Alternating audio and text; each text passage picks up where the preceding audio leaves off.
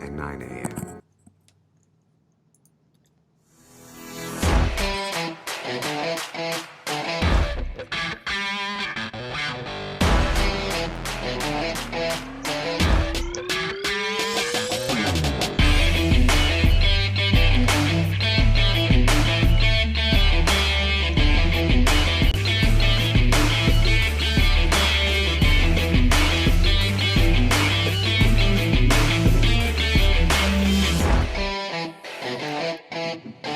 Good morning, everybody, and welcome. It's Thursday, December 19th, and this is yet another episode of Full Press Coverage Radio Live. I am your host, Ian Glendon, and I am joined, as always, by Mr. Mike Debate. Mike, how are we doing today? La la la. I'm doing pretty well, my friend, hanging in there. And, Thursday, short week for the NFL this week. Saturday slate, no Thursday night game this week. But you know what? It's all good. A lot going on in the world of sports.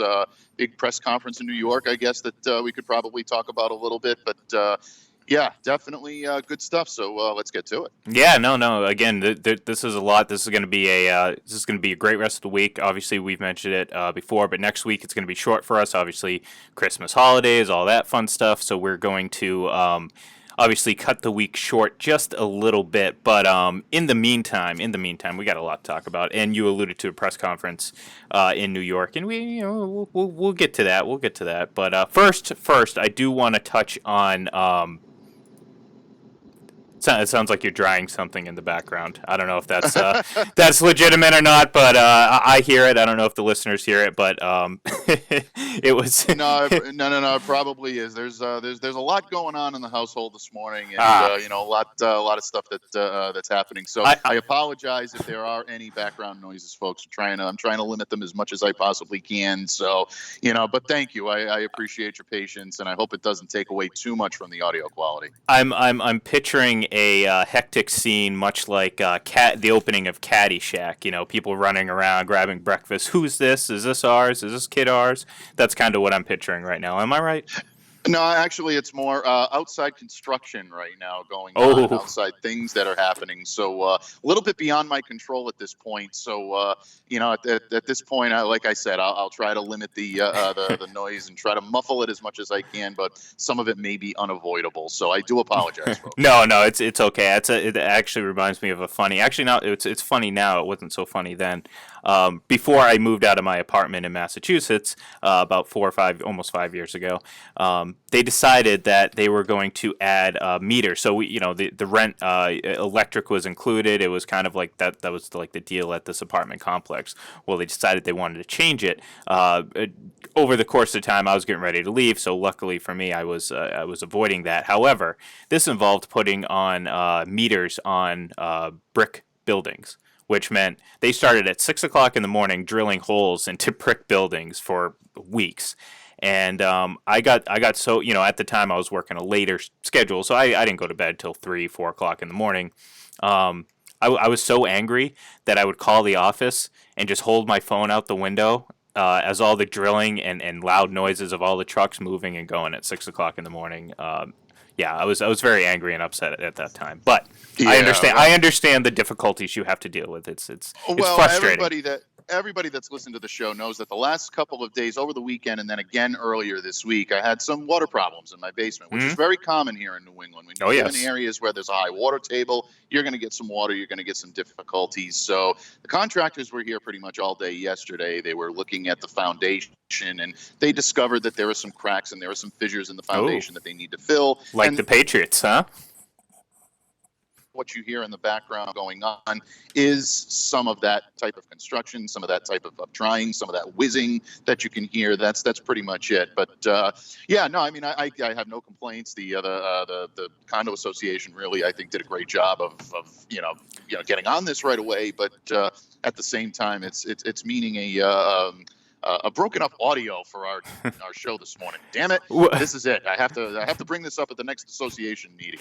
Yeah, Marty Seinfeld, Phase 2, condo president. He's got to do something about this. Yeah, I've heard good things about Del Boca Vista management, so hopefully that gets worked out. Del Boca Vista is great. Jack Klompus runs a tight ship. Since he took over from Morty, it's been good. Everybody gets pens at the meetings. It's excellent. It really is. The astronaut pens, the ones that can write upside down. Oh, we got those. Yeah. We supply them to all of our writers. No, actually, you cut out. I think you cut out for just like a half second, or you didn't hear. I thought I had a great joke. You said there was cracks in the foundation. I said, oh, like the Patriots. See, we bring it all back to sports. Those cracks are starting to show. Yeah. That's what can I say? What can I say? No, we're actually not going to start in New England. Actually, we're actually going to start in Jacksonville because the news came down yesterday that Tom Coughlin was fired by the Jacksonville Jaguars. Now, Saad Khan, the owner of the Jags, he has been the owner since 2011, I believe. Yes. He alluded, or he said after the fact that he planned on moving on from Tom Coughlin after this season anyways. They felt like it was, it was time to obviously move on after a really strong start to the second Tom Coughlin era. However, the ruling that came down, or the issues that were resolved because the Jaguars apparently overfined a lot of their players to the tune of quite a bit of money, and they won a grievance. The NFLPA and the players themselves won a grievance against the Jaguars, and this is a pretty big deal because it kind of, in a time in the NFL where you're trying to get this sport safer for the players and less I guess less risk involved for the players. You have something like this happen, so this is kind of a big deal. And obviously Khan, the owner of the Jags, decided it was just time to move on now. And look, I mean, this is a team that in his first year they were 10-6. Obviously they went to the AFC Championship game, and they were quote unquote building something special, but It ended pretty quickly, or at least it went downhill pretty quickly. And, this is what Khan said after firing Coughlin. So I determined earlier this fall that making this move at the conclusion of the 2019 season would be in everyone's best interest. But in recent days, I reconsidered and decided to make this change immediately. I thank Tom for his efforts not only over the past 3 years, but for all he did from our very first season 25 years ago to put the Jacksonville Jaguars on the map. My expectations and those of our fans for our final 2 games in the 2020 season are high. So, because obviously we talk about Coughlin now, but obviously we all know Tom Coughlin was the first coach in Jaguars history, coach/GM. Compiled a 68-60 record with that team and went 4-4 in the postseason, including 2 AFC Championship game appearances against one team that we know so near and dear to our heart, New England Patriots. So, you kind of knew something was going to have to happen because of the ruling, because of the grievances that were successfully fought against the Jaguars from these players, and some of the comments coming from these players and other executives talking about why would you ever want to ever play for an organization like this, and it's true. I mean, again, how can you attract big time free agents to help turn your your franchise around when you have issues like this hanging over your head? So I think the Jags owner made the right move, got rid of him early. I know it's 2 weeks sooner than what he reportedly planned to do, but it does send a message, and it does. It's a good sign for this organization who has to, they're going to have to hurt their, fix their reputation here. Yeah, without question. I mean, you look at what happens in Jacksonville and teams like this where they're in turmoil, and you make the change at the top. You do it immediately. You don't wait at all. You don't wait it out. I think Shad Khan did what he needed to do. Now, look, there's a lot that can be said about the Jaguars season. You know, a lot of the tumult and the difficulties that they've had. It's going to be tough for that to just simply go away. I think they're starting to move on from that, and hopefully they can put that behind them and focus on moving forward and having a productive future. I think a big portion of this as well is the uncertainty of where they're going to be playing. I know there's a lot of rumors going around out there about possible destinations and teams and whatnot. I mean, we've heard this team be rumored to London for quite some time. I really have no idea if that's ever going to come to fruition. I think there's so many roadblocks in terms of bringing something like that to a market, a foreign market where you'd have to travel. I think that's a whole other conversation for another day. But I think Khan made the right move. I think he made the move that he had to make. And ultimately, I think it's the first step in this organization trying to move forward, trying to heal, and building on a bright future, because there are some, great talented players in Jacksonville. They're only 2 years removed from coming within an eyelash of a Super Bowl berth. I mean, that the opportunity to really do some big things. And we kept hearing this was going to be the next big thing, the next great team coming out of the AFC. I know we hear that an awful lot, but it is something that that they were on that cusp. And right now they need to do what they have to do to get that back and to get that swagger back. I think they can still be productive in 2020 and beyond. But this was a move I just think they had to make without question. Yeah, and look, I mean, the Jaguars 2017, 10-6, like I mentioned before, lost to the Patriots in the AFC Championship game. They were a plus 49 point differential that year. It was, they were moving on all cylinders. Obviously, you got the very best of Blake Bortles, which, it was okay. It wasn't great, but, you got the very best, and their defense was really rolling along. And since then, 5-11 in 2018, minus 71. Right. So far now, they're 5-9, minus 103. So it's just been going downhill. I mean, they scored 417 points in 2017, and they're barely going to get to 500 over the last two seasons this time around. So it's you can see where they just completely fell off the map, and like you mentioned, a team that looked like they had some staying power because of that defense and because of how they were playing at the time. But as we know in the NFL, a lot of things are very short-lived. Something else that might be a little bit short-lived is Odell Beckham's tenure in Cleveland. Yeah, you like that? You like that little segue transition right there? Not bad. That was good. What can I say? Lead you right in. Yeah. Talk about the audio hook. It's a great thing, my friend. Yeah. Audio visual hook, I should say. Yeah. Well, what can I say? I'm really finding my groove right now. But yeah, Odell Beckham Jr. Obviously, there were some stories coming out of the last weekend against the Cleveland or against the Bengals, and no, not those stories. Where there were some Browns players, Beckham included, obviously Jarvis Landry as well, that were reportedly saying to other teams and players to come get them.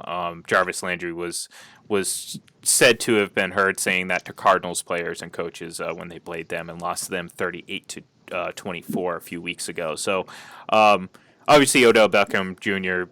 got up and declined that and said, I'm planning on being here in Cleveland, blah, blah, blah. And he used the line, and again, you can read into this however you want. He even kind of made mention of what he was referencing, but he did say, I didn't buy a house just to sell it. Now, we all know that as, remember Dave Gettleman talking about OBJ before he traded him.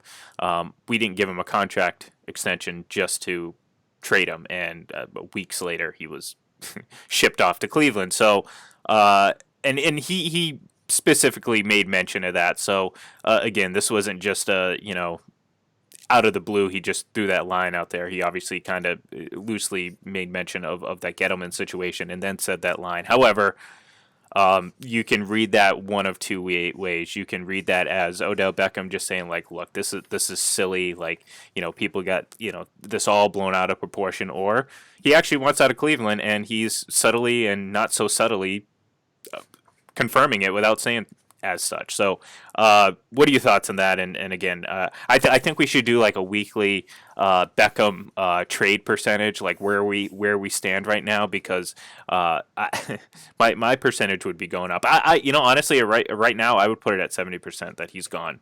at the end of this year. So what are your thoughts about the comments, and do you believe them first and foremost?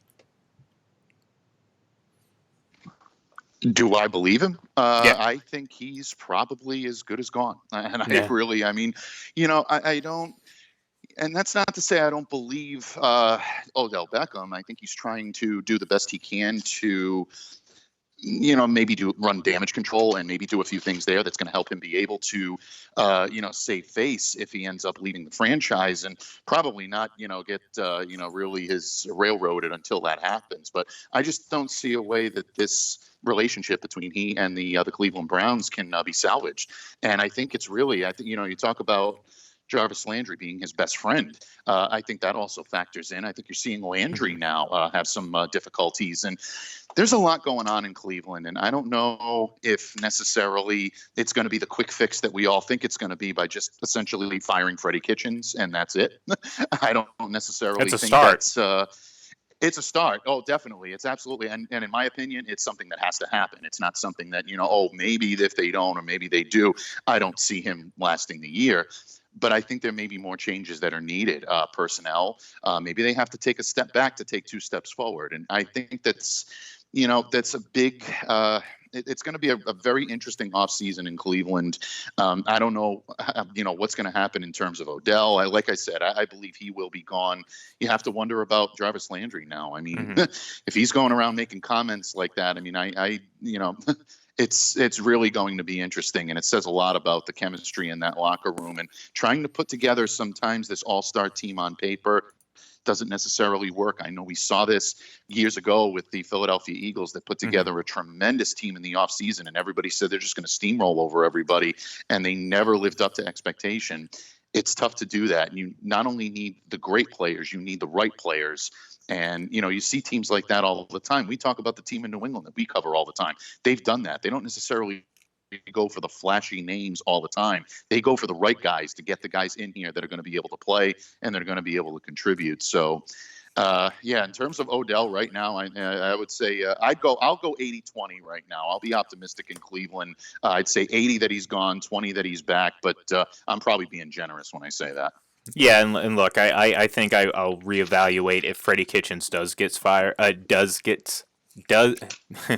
if Freddie Kitchens is fired, I will reevaluate how I feel about it, because I do think that could change things a little bit. But I just think the environment right now is really toxic. The more they lose, the worse it's going to get. And obviously, there's I think they're technically still alive for a playoff spot, but that's just not going to happen. So.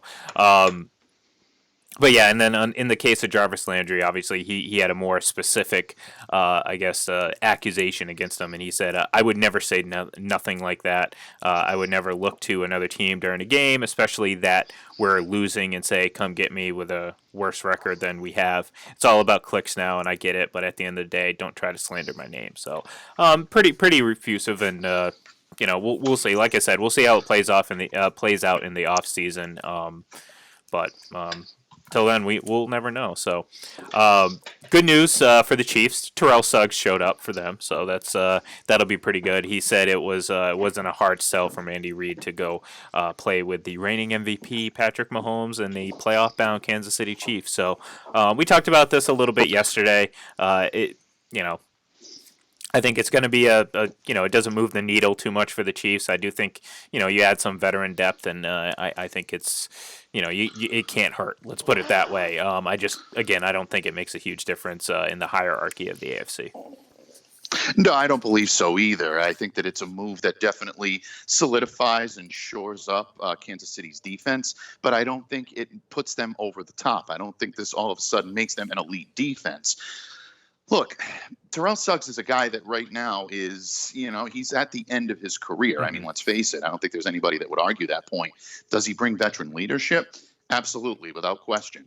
But there is also a question about how much impact he's going to be able to have on the run defense. That's something that is really the biggest problem with Kansas City right now. So it's good that he was able to get into Cleveland. It's good that he was able to arrive, and we'll see what happens there. But ultimately, I'm taking taking a wait and see approach on this one with Terrell Suggs and see how much of an impact he's actually going to have on that Kansas City defense. But it's good that he showed up, and I'm glad that he did, because I think that would have been a slap in the face to any organization that claimed him. But at the same time, he's a veteran. He's earned the right to be able to do it. Like I said, I'm definitely not the biggest personal fan of Terrell Suggs in the least, but in terms of what he does on the field, he can bring something.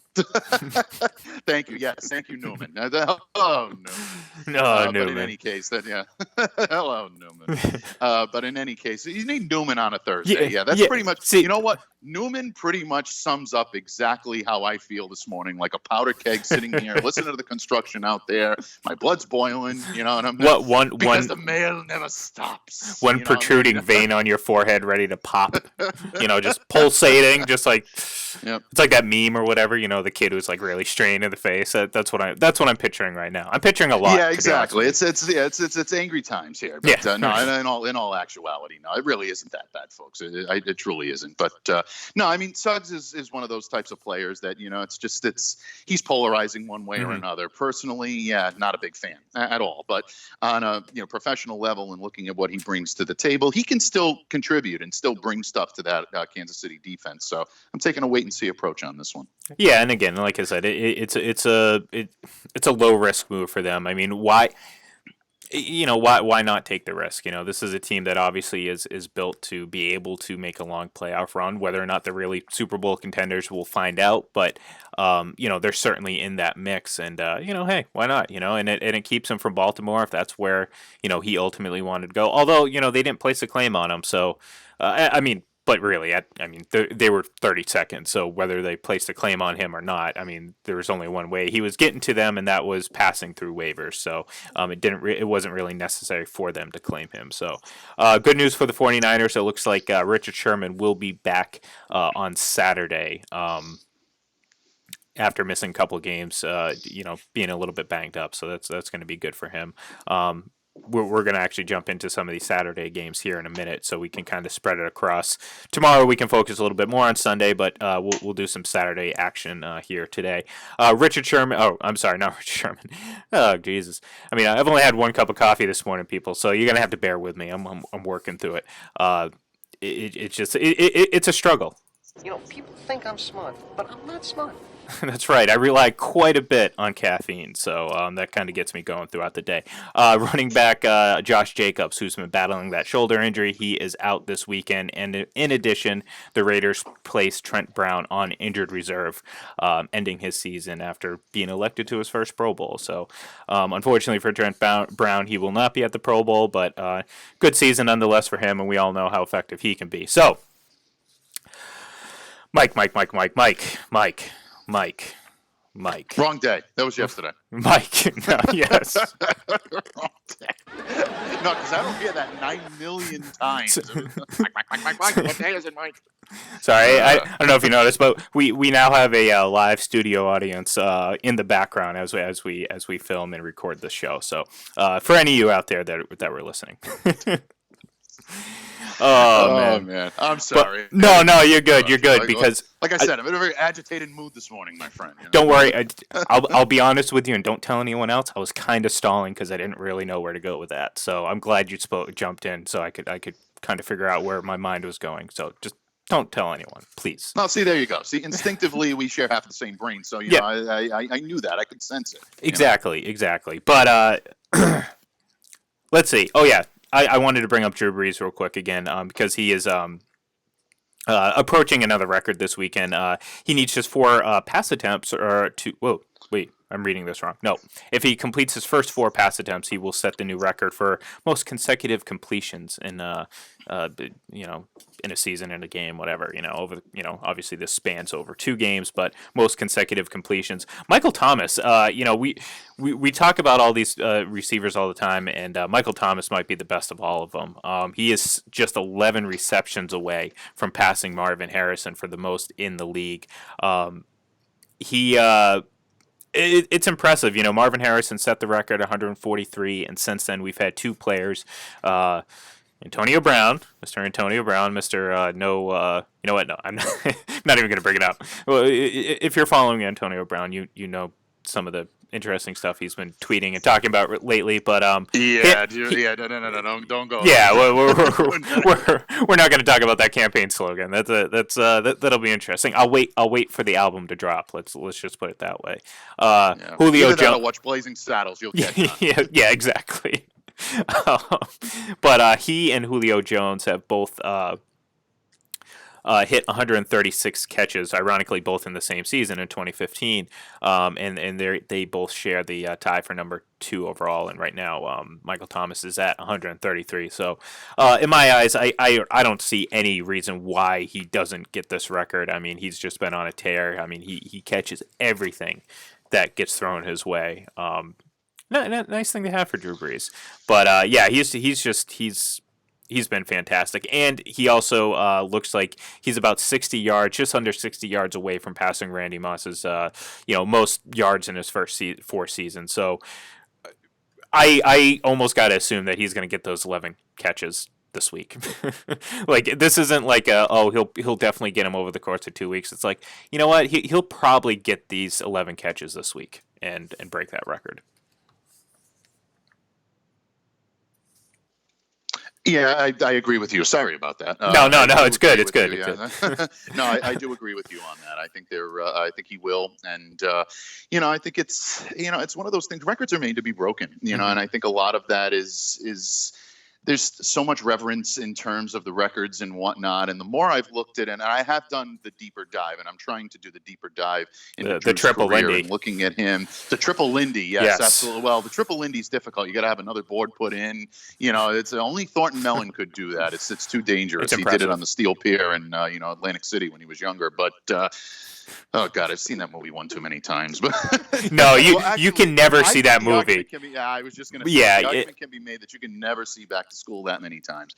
However, taking the deeper dive into Drew's career, I really. I'm starting to really come, around a little bit in terms of whether or not he may, be in that top 5 echelon. And, I'm starting to come around a little bit on that and say that, maybe there is a possibility and there is a deservedness of him being in that spot. But ultimately, receiving records and whatnot, and you mentioned Moss. I mean, prolific wide receivers have done so much, to add to the success of quarterbacks, and I think you're seeing that this year. So, if it is, all well and good. I think it's good for the game.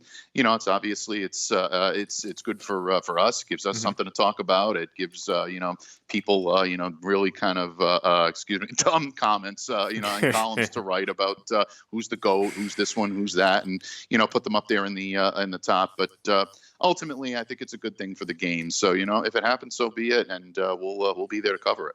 And speaking of the greatest player to ever play this game, Patrick Mahomes has 73 touchdown passes right now in his very short career, and he needs just 2. Wow. I'm having my issues this morning. I apologize. They're the equivalent of the noise issues, but only in my head right now. So I apologize, folks. He needs just two touchdowns to surpass Kurt Warner for most touchdown passes. Or I'm sorry, Dan Marino, the great Dan Marino of Ace Ventura fame, to pass him for most touchdowns in your first 2 seasons, or the shortest. The fewest amount of games to get to 75 touchdown passes. Okay, once you guys decipher that word vomit, you'd realize that it's a pretty impressive feat. Obviously, 50 touchdowns in his first season, or his first 16 games certainly helps. But yeah, it's impressive nonetheless because again, that list includes Dan Marino and Kurt Warner, 2 Pro Football Hall of Famers. So he obviously has quite a ways to go to get there. But again, you kind of assume he's going to throw at least 2 touchdowns the rest of the way. So, yeah, I think you have to safely assume that. And look, like I said, another record that, or another milestone that's met by a quarterback. And, I think a lot of these records are going to be shattered. I think you can see the difference in the way the game is being played today and the way players are being able to condition themselves and have longevity. And there's more protection today for quarterbacks, and there's more protection for quarterbacks today than there ever has been. And that may end up continuing to be a trend. So, well done with Mahomes. I know we take our share of pop shots at Yeah, quarterbacks all the time. Ian and I do. We do, whether it be Mahomes or whether it be Aaron Rodgers or not so much Drew Brees and Lamar Jackson. I think there's a heavy amount of respect and for both of those guys. For the although this week has been challenging because there's been some people that have come out of the woodwork to spout off a bunch of nonsense. But fortunately, I always have the generic Patriots hate to deal with on a day-to-day basis. So it generally distracts me from that's a fight we're going to constantly be fighting. So I mean, there's no other way to say it. But in any case, I believe that is absolutely, I completely agree with you that Mahomes is going to end up being, throwing at least 2 touchdown passes to pass that milestone. So we take our pop shots at some of these quarterbacks, but look, they're great athletes. They're tremendous football players. And if they're able to go out and get these records, get these milestones, and keep compiling the wins, that's what it's all about. So good for them. More power to them. Congratulations. And we keep moving forward. And look, I mean, I think obviously it's exciting to watch these players play, and I think we're going to have a better idea or picture in the next 10 years or so about, where how do these numbers stack up with other historical errors in the NFL? Because again, there's 10 players in the league that have a passer rating over 100. I mean, you go back 15 years, you barely had guys get over 96, 97. That was kind of the tops. So obviously the game has drastically changed in that sense. I mean, passing records are being shattered every day. It's how it is. It's how the game is going. It is also going to be interesting to see in the long run because none of us know. None of us know at this point. We can project all we want. We can anticipate. We can assume. But we all know what that, the saying that goes with that, you assume, so on and so on. So it's going to be interesting to me to see if these quarterbacks, this new running style, this athletic style of quarterback, last 15 years in the NFL, because I think we all assume that these records are going to be broken. However, that also assumes that these quarterbacks are going to be able to play long, relatively injury-free careers. Obviously, we've seen Brady miss an entire season, but for the most part, I mean, he that's the only games he's ever missed because of injury. You look at some of these other players. Eli Manning had to be benched before he missed a start. So, I'm going to be interested to see how these quarterbacks hold up. We've already seen Patrick Mahomes. I mean, he's dealt with 3 different injuries this season already. And if you're sitting here telling me you're not worried about that at such a young age, then, you're lying to yourself. It's not a lie if you believe it. That's right. Yes, that's right, George. Absolutely. So words of wisdom from George Costanza. Exactly. But look, I mean, so I think there is some intrigue, and I do want to see how the quote-unquote athletic running quarterback, and I say that because it's such a vague description of what these guys do. It's so much more than that, but that's kind of what, everyone's come to call them is the running court. I mean, again, like I said, their game is so much more complicated than just running. So I'm trying to give them as much credit as possible here. But I am going to be curious to see what the shelf life is for a quarterback like that, because let's face it. I mean, Steve Young had a pretty short career. I mean, obviously there were some circumstances sitting behind Joe Montana for a while that played into that. However, injuries certainly shortened his career. We've seen other guys. Cam Newton obviously has been dealing, he's at the point now where he's injured fairly often and has to deal with that. His future is kind of uncertain.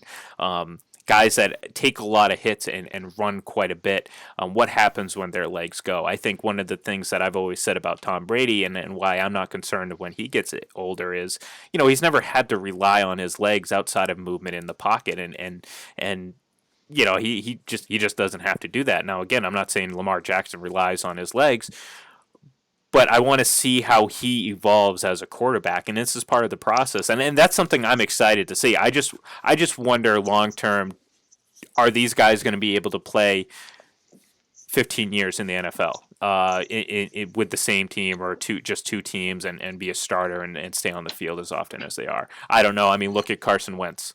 That's another example. I mean, the guy, very promising career, very mobile quarterback, makes a lot of plays, but having a very underrated season. Let me put it out there that he's having a very underrated season this year. However, he still deals with injuries on a pretty regular basis. So I'll be interested to see how that plays out. Yeah, no question. I mean, it's one thing for, modern medicine to be able to extend players' careers and players being able to play. I mean, look at Tom Brady playing into, his well into his 40s and still playing at a high level. And yeah, I don't care. I'm still going to fight that fight and say that he is still playing at a high level. Is he playing at, peak Brady level? No, but he's still playing at a high level and can still be an effective quarterback. But he plays a much different style than these new quarterbacks do. And it's exciting. It's definitely, it's great for the fans. They love seeing it. A guy like Lamar Jackson is a joy to watch. I mean, as someone that covers the Patriots, as a fan of the Patriots, you definitely don't like to see other teams, other players, do extremely well. It means that, unfortunately, it means more competition for your team. But ultimately, when you can sit back and objectively watch it, he's a very fun player to watch, as is Mahomes. I mean, as is Rodgers when he does his thing. And I'm not saying that, he does that as well as he used to, but in his heyday, some of the throws that he makes, I mean, yeah, they're aesthetically pleasing. There's no question about it. But it's about sustaining. It's about being able to deal with injuries, deal with situations, and be able to play a long career playing that style of play. I don't necessarily know if that's something that they will be able to sustain. Time will tell. Yeah, I mean, I mean, that's all we can do is just kind of wait and see how this plays out. And sorry, Exactly. we lost you there for a second. So again, I'm sure that was the best point you made all show, but it unfortunately got cut out. So.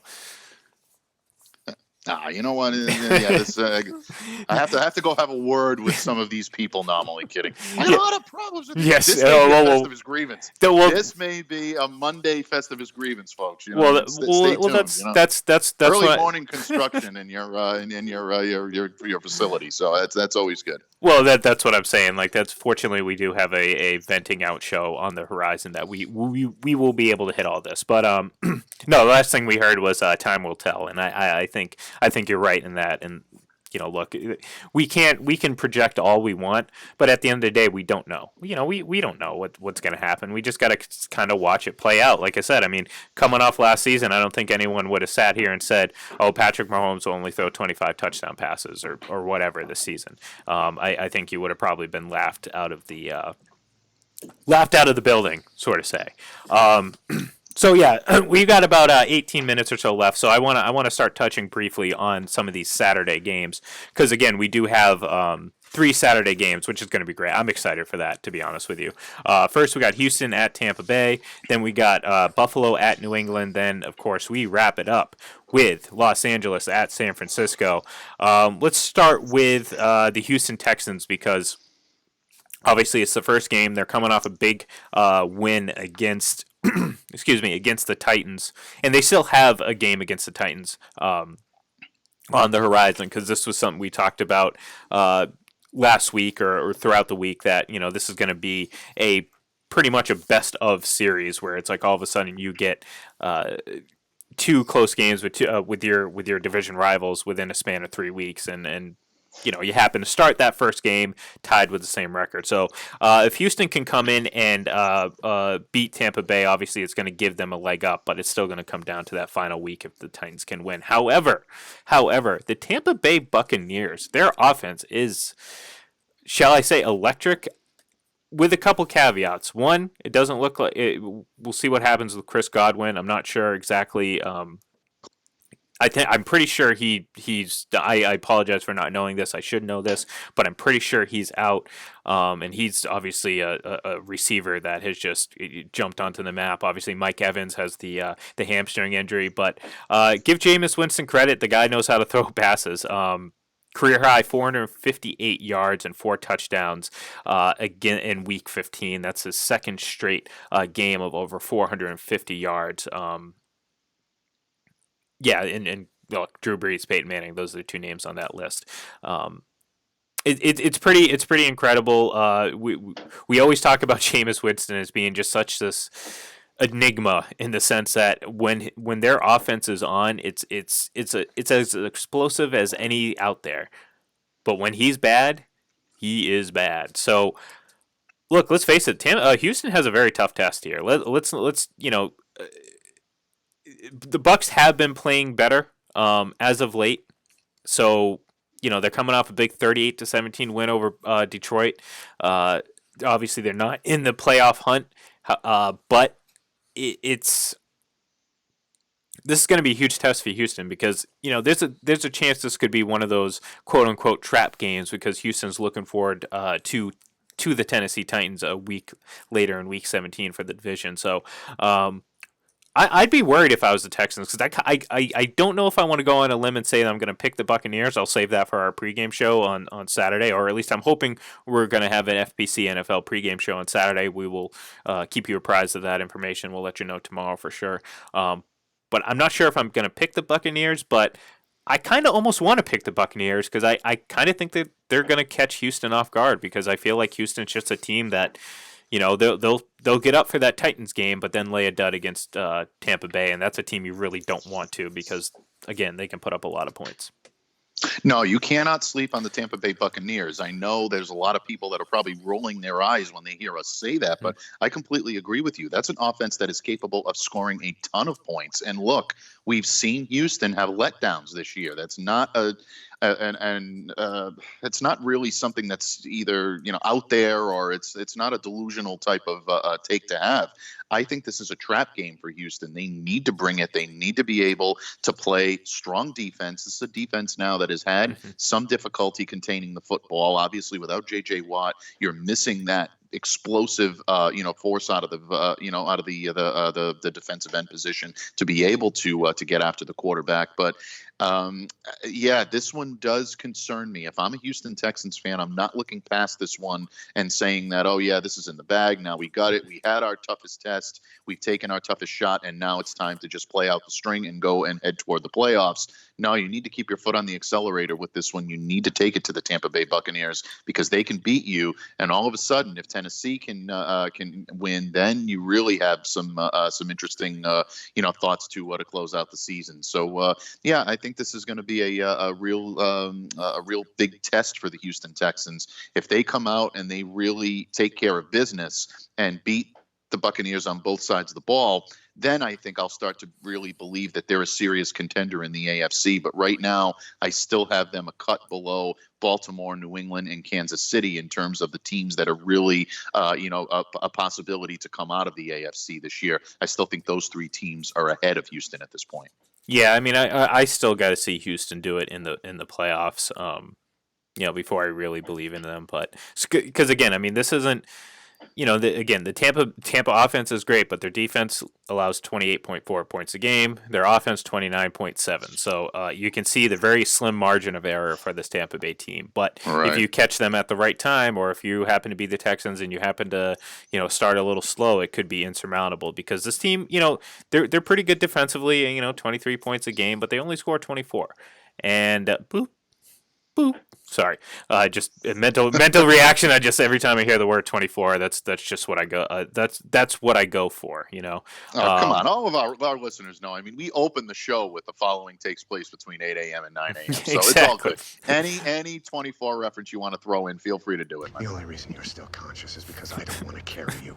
Yeah, that's right, Jack. Absolutely, that is exactly it. That's definitely. I was ready for that one.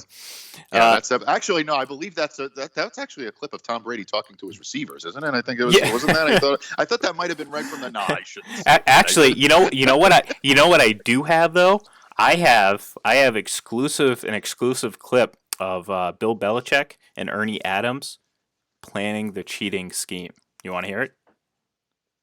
Oh, I'd love to hear this. You this sure? Is great. This is okay. a big exclusive. I know. So anyone listening out here, this breaking news. I would love to hear this. This was the actual conversation that took place. Hey, remember in college when you passed LETIC, the test out the window? You became a legend after that. Yeah, I really had some guts back then. Why don't we do it again? Yeah.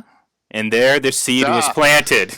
I am blown away. It's incredible. I am blown away by this. This is unbelievable. This is an FPC Radio Live exclusive. Yeah, there we go. I There almost we pressed go. the Yes, wrong one. thank you, Mr. Steinbrenner, the late great George Steinbrenner. I could have Even gone beyond there the grave, too. he's blown away. No, look, I heard that yesterday, and I was laughing because obviously anyone who watches Seinfeld knows that's when George was trying to get Elaine to cheat on the IQ test, and the whole thing about like you being this hello, great Professor. cheater, yeah, this great cheater, and he's like, man, I used to have guts back then, and it's like it's kind of just how I kind of see how some of these delusional people out there that actually think the Patriots deliberately did this think they probably believe that type of meeting went on where they're like, you know what. Let's we haven't been brave in a while. Let's just go out and do this. So yeah, but yeah. Anyways. So we'll see. Like I said, I love the fact that we have 3 great Saturday games. Speaking of the Patriots, obviously the Patriots and the Bills. I'm excited to talk about this one. Obviously, we're going to go probably a little bit more in depth tomorrow, and of course, on the pregame show if we have it on Saturday morning. With the FPC NFL Live crew. But again, this is a big test, a big game for the division, essentially. It's still up for grabs. Buffalo could get themselves right back in the mix with a victory and really have everything come down to Week 17. And look, this is this is going to be tough. Last time these two teams met, we talked about it yesterday. The Buffalo had their way on the ground game. Frank Gore was pretty explosive. Obviously, Josh Allen got his. That's essentially the same issues the Patriots are dealing with now. Both defenses are very similar in how they are able to just completely wipe teams' offenses away. We've seen it happen. We saw the Bills limit the Ravens to just 17 points. So obviously their weakness comes in the offensive side. You can say the same about the Patriots if you want. However, I do think the Patriots' ceiling is far higher than the Bills. So I mean, at the end of the day, I don't think the Patriots lose this game, especially at home. These are games they just don't lose. And in this case, I see them winning and wrapping up their next division, 11th division title in a row. And yeah, I mean, I don't expect an offensive explosion. However, we'll see. Every time I predict something, the opposite happens essentially. So we'll see. What do you think about this? Yes, Ian is the opposite of every man Yes. you have ever known. Yes, big Seinfeld flavor this morning. We're talking about Newman. We're talking about George Costanza. We've got Ernie Adams and Bill Belichick planning test heists. It's all good this morning. But no, I'll throw in another Seinfeld reference, and that, like Jerry Seinfeld was concerned about the runner of the marathon that time, Jean Paul. I'm a little concerned. Yeah. And, I am a little concerned for one reason. I agree with you in most of the things that you said about this game. This is a game that the New England Patriots typically win. They don't usually lose games this late in December. And it would surprise me to see them come in, especially at home, and give up that lead, give up that ability for the Buffalo Bills to crawl back into the divisional race. I think this is a game that the Patriots are designed to close out, and in typical fashion, they usually do. One thing that concerns me is Jonathan Jones, their slot cornerback, has not been on the practice field the last 2 games. It's looking unlikely that he's going to be able to suit up. Now, he hasn't officially been ruled out, folks. I don't have inside information on this just yet. I look at the injury report, same as all the other, beat writers, reporters, everybody that sees that, looking at what happened on the field and looking at what's going on with Jonathan. His absence would concern me because he was so key in adding pressure to, Josh Allen, being able to cover the slot receivers.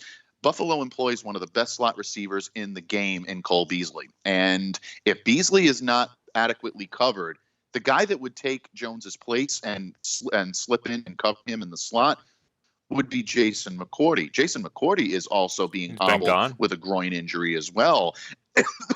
Excuse me. And, in those situations, it's very difficult to be able to cover a guy like that. So I would say it's a concern of mine that the Patriots secondary might be less than 100% because that is the bread and butter of their defense. Naturally, the linebackers are going to have to play a little bit better. They're going to need stepping up. I think you mentioned maybe, unless I misheard correctly, coughed a little bit there, and I apologize for all the background noise, folks. I really and truly do. But I think you might have mentioned Juwan. Did you mention Juwan Williams, or did you say Juwan? I thought it's no, but I'll take full credit for saying something smart. You should take credit for that because that is a very, very good point. Juwan Williams is obviously the Patriots rookie cornerback. He took him in the second round, really showed a lot of promise with him, and they have a lot of high hopes for Juwan.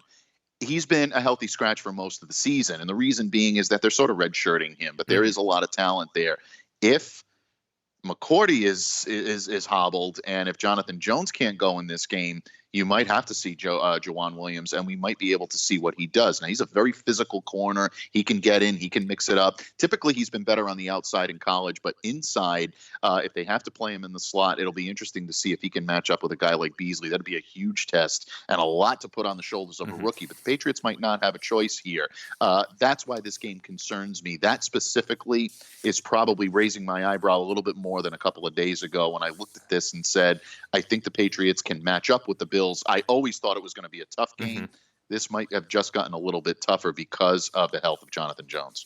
Yeah, and look, I think the loss of Jason McCourty over the last few weeks has been very under talked about. I think it's been a pretty big loss for this team because, obviously the secondary is still the strength of this team and it's still an excellent group, but their depth was really what set them apart. And Jason McCourty was, ever since he's come over from Cleveland, he's been fantastic. And it makes you kind of laugh a little bit about some of the talk about him possibly getting cut on the cusp of the beginning of last season. So, and how good he's been, but he's missed There were people that thought it this season too. When they drafted Juwan Williams, a lot of people were saying, well, maybe J-Mac's going to be gone. Maybe they're not going to bring him back. Maybe he has been tremendous and he has been very good for this team, playing alongside his brother Devin, who, we talked about Pro Bowl snubs yesterday. I looked at Devin's case and I don't understand how he wasn't selected, but that's a conversation for another day. I know I'm getting on my Patriots soapbox folks here, but in any case, Jason McCourty's absence to this secondary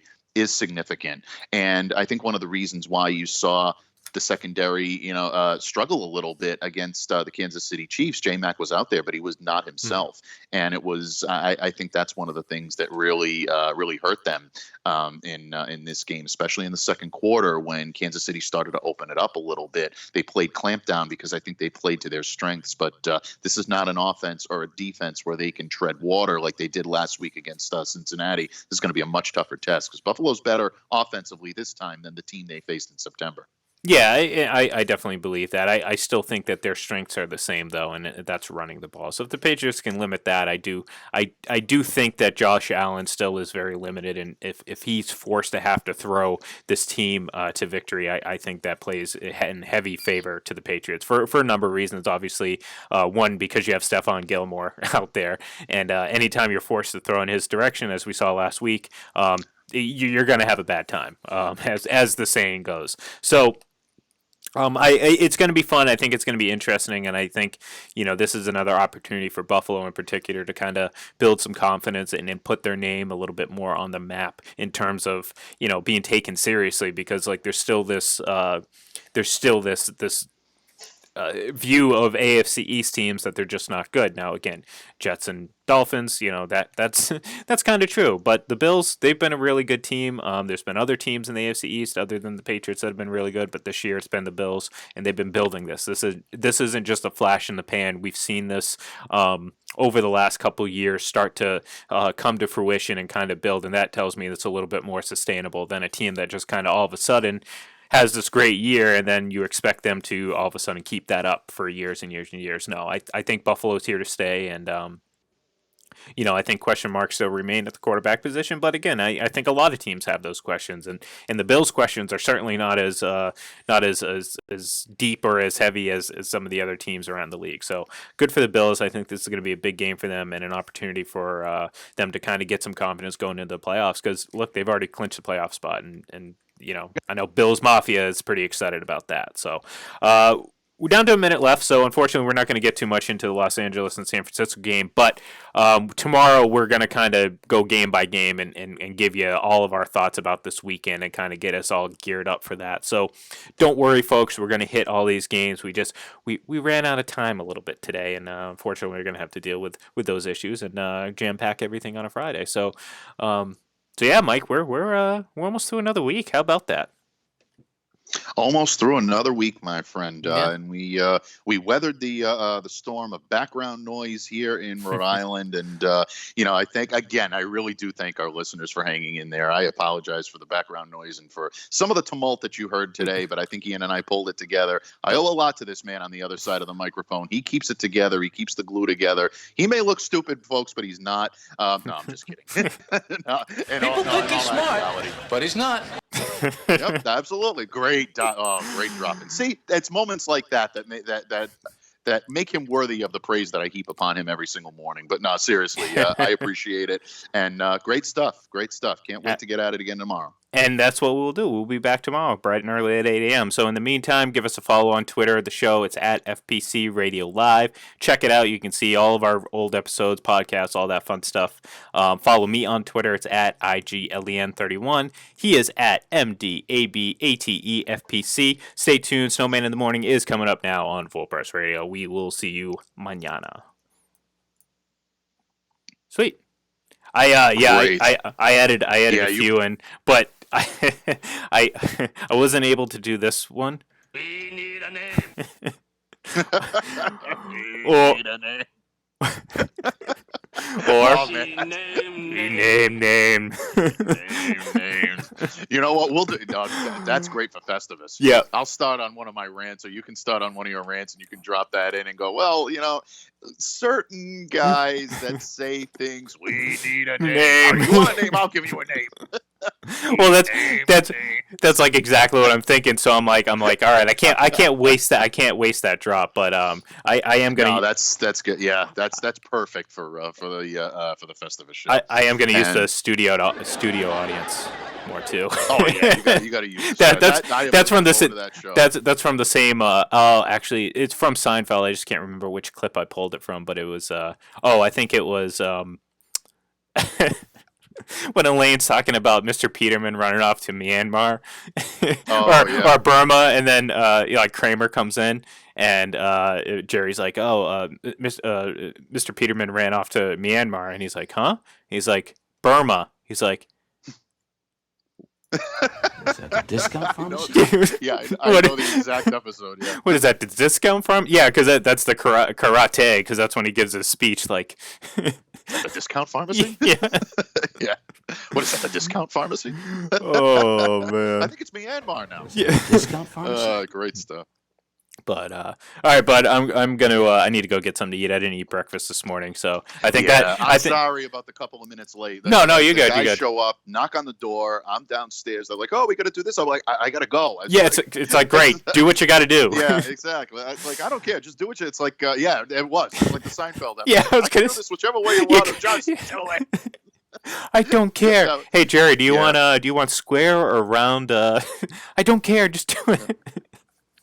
Oh man, good stuff. All right, but I'll let you go. I'm gonna go get some breakfast and get this uploaded and bundle up. It's chilly down here in Florida today. Yeah, I know. You guys are getting some cold weather down there. Yeah, I talked to Deb's dad a couple of nights ago, and he says you guys were getting temperatures down into the 40s. Well, it's friggin' freezing here. I mean, it's like 12